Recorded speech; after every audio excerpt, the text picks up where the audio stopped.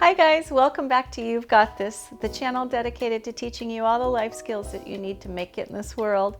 Today I'm going to be teaching you how to sew on a button. Everybody should know how to sew back on a button when it's fallen off, and it's really not hard to do. I'll just teach you all the little tricks that you need to know.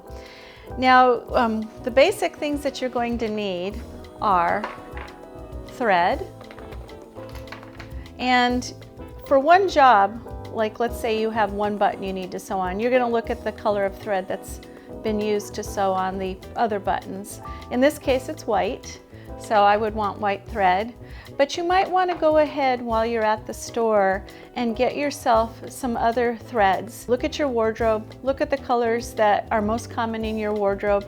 You're probably going to need black, you're probably going to need white, you might need tan, you might need blue.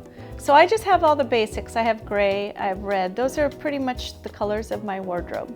The other thing you'll need will be a needle. You can buy packages of needles. Usually you'll get one package and it'll have several different needle sizes in it. Bigger, fatter needles with bigger eye holes to poke your thread through.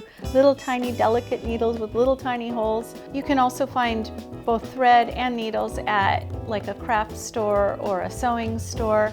Maybe at a hardware store or a general store, but it's good to just have a little sewing kit. And so in your kit you will need a needle, which here is my needle, a pair of scissors, and your thread. So today I would normally use a white thread to sew this button on, but I'm going to use a red thread just so that maybe you can see what I'm doing more easily. I'm going to show you how you thread a needle. One thing I do want to tell you is that when you're working with a needle, you really want to keep track of that needle.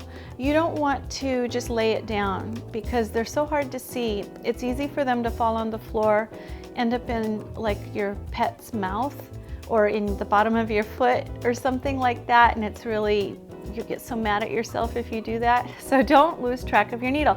This is a pin cushion. It's used to hold pins and needles, so I'm going to put my needle in my pin cushion. But you know, another option if you don't have a pin cushion is just to use your thread, your spool of thread, and just you can stick it in. Usually they have this paper here, you can stick it in there to keep track of it. Okay, so I'm going to take a length of thread. And there's one thing, I'm going to go ahead and put my glasses on so I can see what I'm doing. One thing you should know about spools of thread, all spools of thread have a little notch that is cut into the edge of the spool. And the purpose of this little notch, and you probably can't see it, but it's to hold your thread so that it doesn't just go rolling away. So there it is, notched, the thread is notched into the notch. It's just a little handy thing for you to know that you can store your thread like that and it's not all going to unravel. I'm going to go ahead and take probably approximately maybe 2 feet worth of thread here, just approximate, and I'm going to cut it. Make a nice clean cut so that you don't have a frayed end with lots of little pieces of thread fibers sticking out, because it's really hard to thread if you do have all those little frayed ends. So don't let your thread get tangled, keep it nice and straight. I lick the end of my thread like this and pull it through my lips, and what it does is it makes all the fibers come to a nice little point, and then it makes it easier to thread. So, oh, here's my needle. So now I'm going to take my needle, and it has a hole in the end. It's called the eye of the needle. You've heard about the eye of the needle and how hard is it to get a camel through the eye of a needle or something like that. It's hard. Well, anyway, go ahead and push that thread through, And then what I'm going to do, there are different ways to do this. People do it differently. This is the way I do it. I'm going to pull both ends until they're even. Let me move this out of the way so you can see. But I'm making the ends even here. And what that does is it gives me double the strength because I have 2 pieces of thread instead of just 1. If you're doing really delicate work, you may just want to work with one thin layer of thread, but I want it nice and strong to get this button to adhere to my shirt. So I've got the 2 ends pulled together, and then you have to knot the end of the thread. So the way I do this knot is I place the thread on my finger, and then I put my thumb on it. So I'm pinching the thread. I wrap it around my finger and I create an X, okay? So there's an X. Now, what you are going to do is roll the thread forward to the end of your finger with your thumb, kind of like you're rolling a booger off of your finger. So I'm gonna just roll that booger off, and then you create this sort of a knot. And what you do is you take your fingernail, pinch the thread between your thumb and the fingernail and pull that knot. And what you've done, oops, this didn't create a very big knot. I'm going to do it one more time. I'm going to make an X. I'm going to roll. And then I'm going to grab that little bit of a twisted knot and slide it down to the end. Now I have a nice, solid, strong knot, okay? So now I'm going to put my needle somewhere I can keep track of it, and I'm going to show you. This is where the button used to be on my shirt. There's all these frayed pieces of thread. You have to remove those frayed pieces of thread from the old button and take them out. Just get rid of them, okay? Now I can tell where I need my button to go by the holes that are in the front of the shirt from where the thread was before, and in the back I can see where it had been sewn. So that's where I'm going to start sewing. I'm going to go on to the back side. So this is the front where all the buttons are. The back side is the inside of this shirt.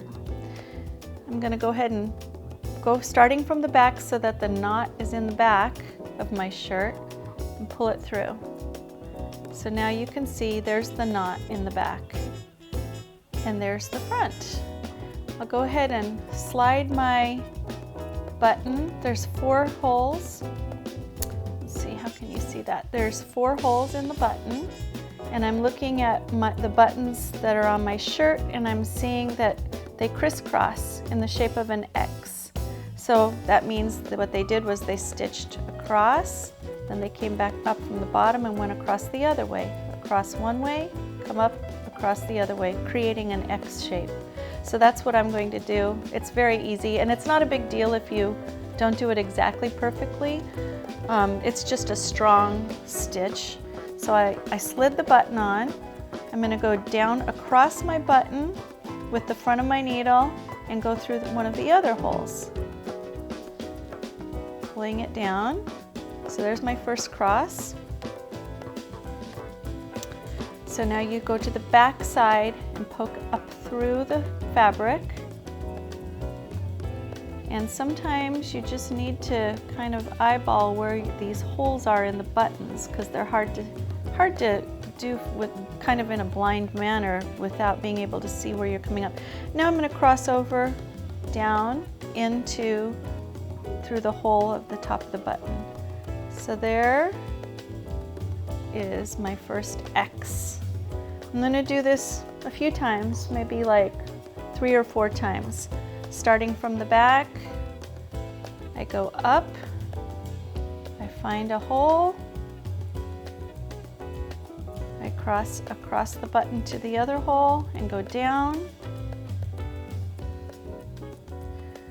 Now I'm going to try to come up through one of these other holes so that I can, there it goes, and down across to the other hole across from there. So you see I'm getting a nice X shape there. I would normally do this maybe like 3 or 4 more times. I'll do it one more time and then I'm going to show you how to tie this off. But you want to do it a few times so you get a really strong thread to hold this button on so it never falls off ever again. Okay, so now I've gone down through the top. So now let's just say I've done it enough times that I feel like, okay, that's pretty secure, that shouldn't come off. I'm going to flip it over to the back and I need to tie this thread off. How do you do that? This is how you do it. You're going to create a series of loops and all you do is, I'm going to clip off this one straggly end of my first knot just so it stays out of your way so you can see what I'm doing. I'm going to grab a little bit of the fabric with my needle so you can see there's a little tiny bit of fabric that is caught by my needle, and what that's going to do when I pull is it's going to create a little loop. So now I have this loop here. Okay, so what I'm going to do now is I'm going to push the needle through that loop and I'm going to tug at the end that is still attached to the needle, that's closest to the needle, and I'm going to tug and it tightens down the original loop. Now I have a new loop. I'm going to do that a few times. I'm going to go through the loop, grab the needle, pull the first loop tight, and I have a new loop. See, I created a new one. I'm going to do that one more time. I'm going to go through the loop. Whoops. I'm going to go. You got to make sure you don't get your thread tangled or else you'll be so mad at yourself because you have to start over if you create weird knots. And I'm going to tighten it one more time. So there, it's kind of, surgeons use something similar to this when they're stitching you up. Anyway, now go back through the loop. This is my final one. I'm not going to create a new loop. I'm just going to go ahead and cinch it down. And there is my knot. That's it. Clip it off. Put my needle where I know I can find it so I don't lose it. And there's my button, nice and tight. So that's how you sew on a button. It's not hard to do. You might have to rewatch this a couple times just to learn how to get the first knot on the thread and how to tie it off at the end, but otherwise it's pretty basic. Watch for part 2. We're going to be making that video next, and it's just going to show you how to stitch up a rip.